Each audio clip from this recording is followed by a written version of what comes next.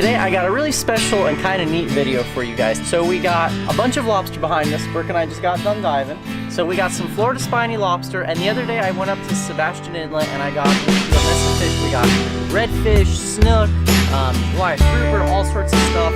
And I actually kept the redfish. I'm going to make it on the half shell. But I wanted to combine this video with lobster because I'm at Brooke's house right now. I'm about to whip some redfish on the grill. What are you going to make, Brooke? I'm going to make lobster, and I'm also going to cook the legs and the knuckles, not just the tails. So that's something we normally don't really do that much of, so that should be good. You're going to get to see some fishing, you're going to get to see some diving, but before we move on, I got to give a huge shout out to Brookie right here, guys. This is my girlfriend. She is this close to 50,000 subscribers. Yeah, very close.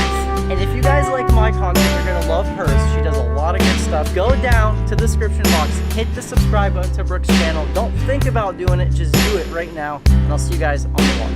Thanks.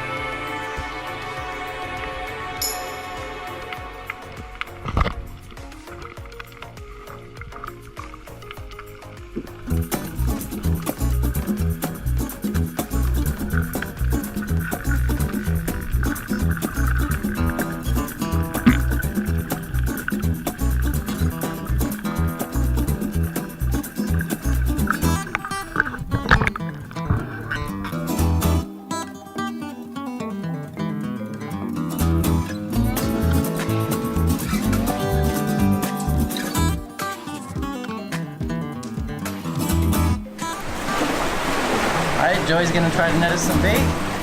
Should be pretty hard today.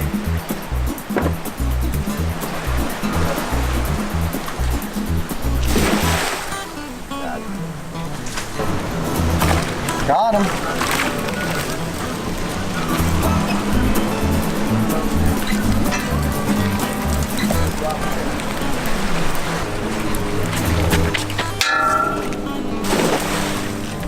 Say you got a few. Yeah.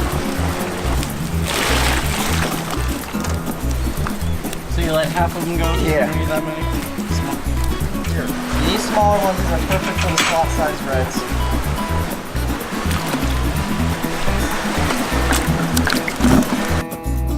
Alright, see if we can't get a slot red. So Joey and I are doing it. It's incoming time. Casting our mullet out. Not too big of a weight, so it's just enough to roll. Kind of roll at the time. You guys can see that edge of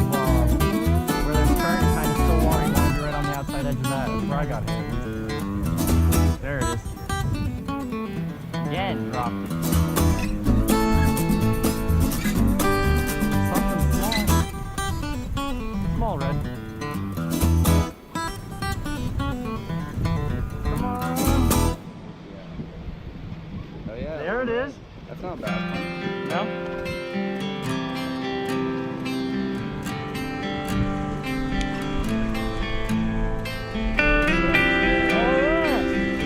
Target species acquired. That one's got a nice blue tail. These things can be between 18 to 27 inches weight. And so you want to get the most bang for your buck. This guy's probably in the lower 20s. Yeah. So you really ideally want a 26, 25 inch red. But look at how pretty this fish are. Blue tail. It's got a spot. Start on 4 inches.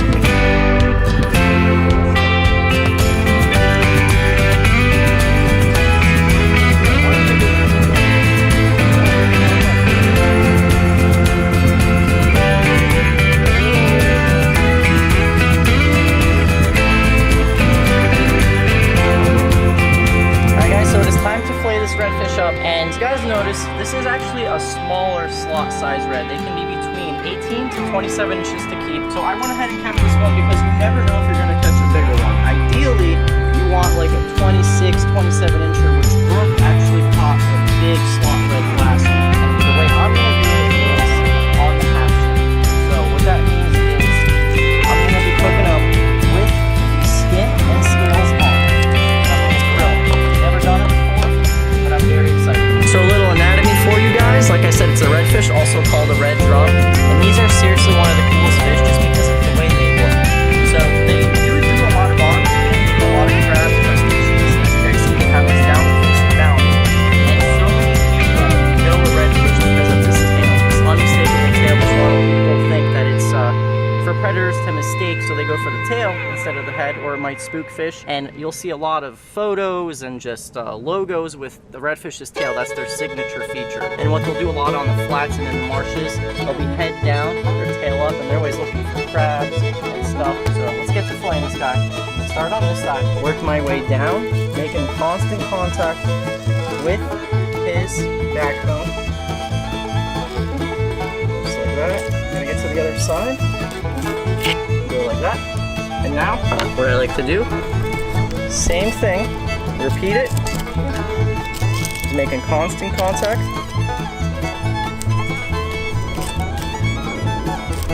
And then always, I find the trickiest part of a fish is just around this rib cage, not to go through it, just glide below. There you have it. Got a beautiful redfish fillet.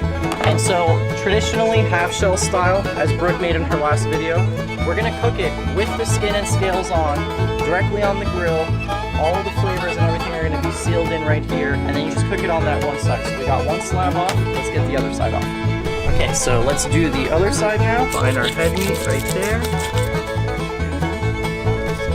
Down that. So this can be a little bit awkward because they got a broad head. I like to line it right on the side of the fillet table.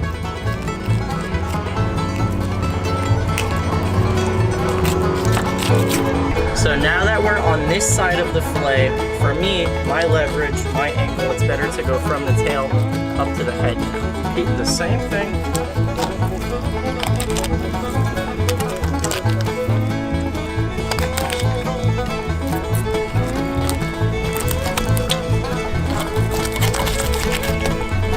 just gotta get right around these bones right here.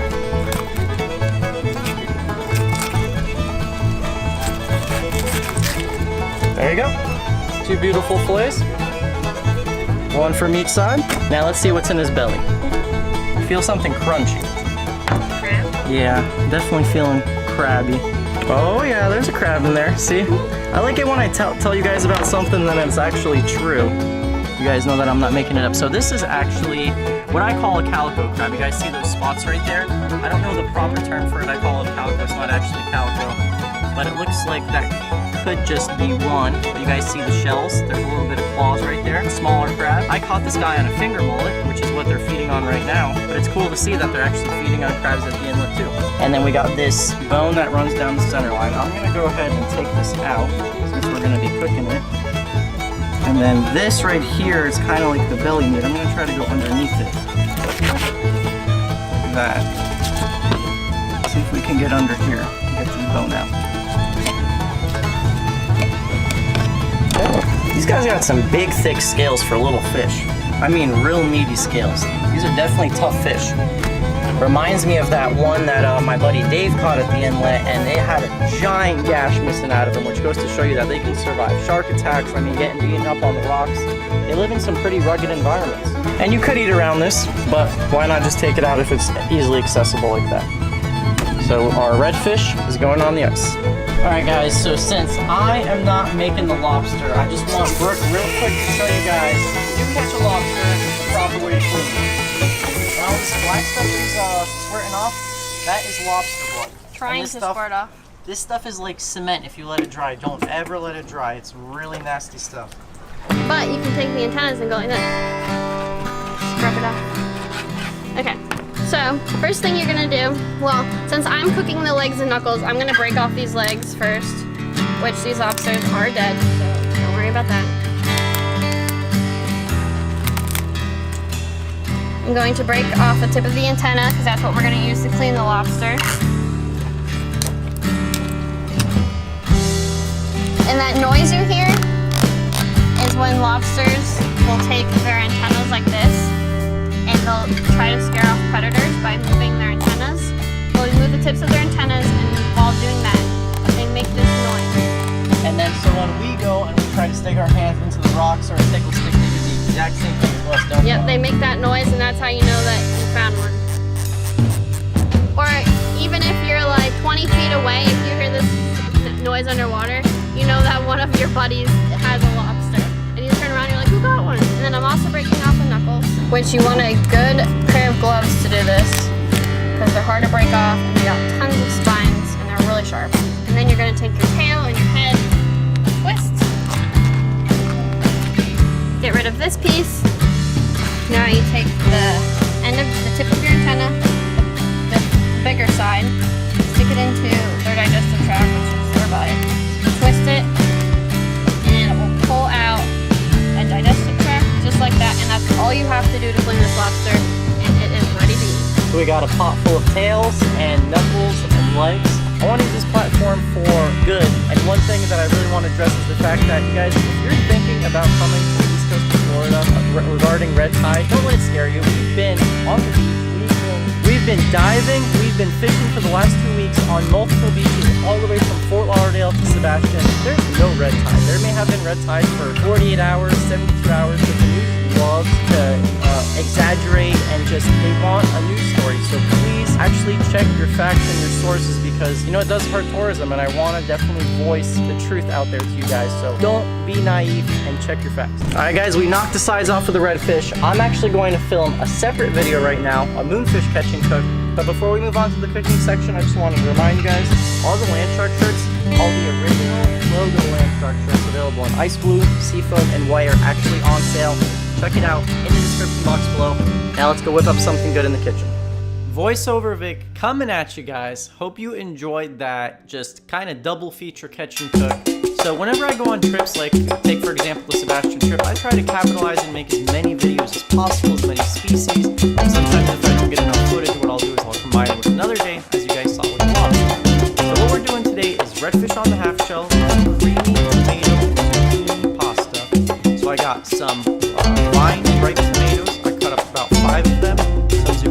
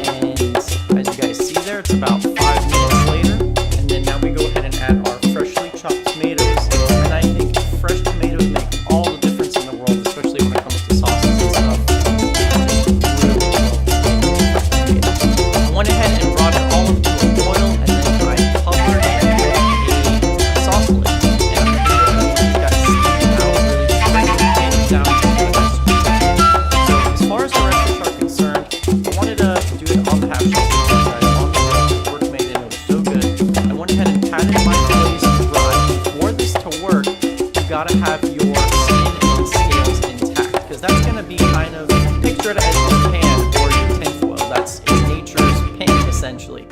And you're going to cook it on the skin side down. I went ahead and rubbed our fillets with some olive oil and just make sure thoroughly get it in there, get it in all the creases and stuff. I'm going to keep it simple and just make blackened redfish, which is pretty much the signature way to make it. And I'm telling you guys right now, this blackened seasoning is the best. That bottle that I just showed you guys, it is just the perfect blend of spice and heat and everything. And I've tried a lot of different blackened seasonings, and it's by far my favorite. There is Brooke's pile of lobster legs and knuckles. She's going ahead and making those. And so what I'm going to do is I got my grill on around medium heat, and I put it on the skin side down, and I don't touch it. I let these guys just go. I'm pretty sure I cooked them for about 15 minutes. Now going back into the kitchen, I got my rigatoni pasta. You guys see what I got. My sauce is building right there, and I took about 2 tablespoons of my juicy starch water to kind of give my sauce just some more body. And I also added an entire container of this cream, and this was 8 ounces. And this is actually for a lot of people that find me here. We have a ton of leftovers. I made 2 boxes of pasta. I tried to make one with my sauce for one. Really simple way to make pasta sauce. Tomato. Back outside, got our redfish, and this is what it looks like after about 10 minutes of checking on it. So this is 5 minutes after being done, and I added just a couple of cubes of butter. Not all of the butter stays on your fillet. A lot of it will drip down, but I just, you know, when you make a baked potato and you kind of want the butter to seep in, it's kind of that same theory. I want as much of the butter to seep into the fillets as possible. Now for our rigatoni, I went ahead and drained it, and I'm putting my entire batch of sauce, that zucchini, creamy tomato sauce in there, mixed it up. This is our redfish after the 15 minutes, and it is so good, and I'm telling you what, after making it on the half shell, I think I'm going to try it with mutton or any other fish with really big scales, maybe even grouper. I think as long as it has thick enough skin, you can definitely make it in that style. This is Brooke's little bit of lobster. She made it with some lemon garlic butter. She also made some broccoli and mushroom, which was delicious. So we got a very good feast of redfish, lobster, broccoli, mushroom, pasta. Safe to say we ate good this night. I want to thank you guys so much for watching this video. I know it was kind of all over the place, but I thought it was a great way to put together 2 different days, 2 different meals. And as always, I'll be seeing all you guys, my land sharks, in that next video.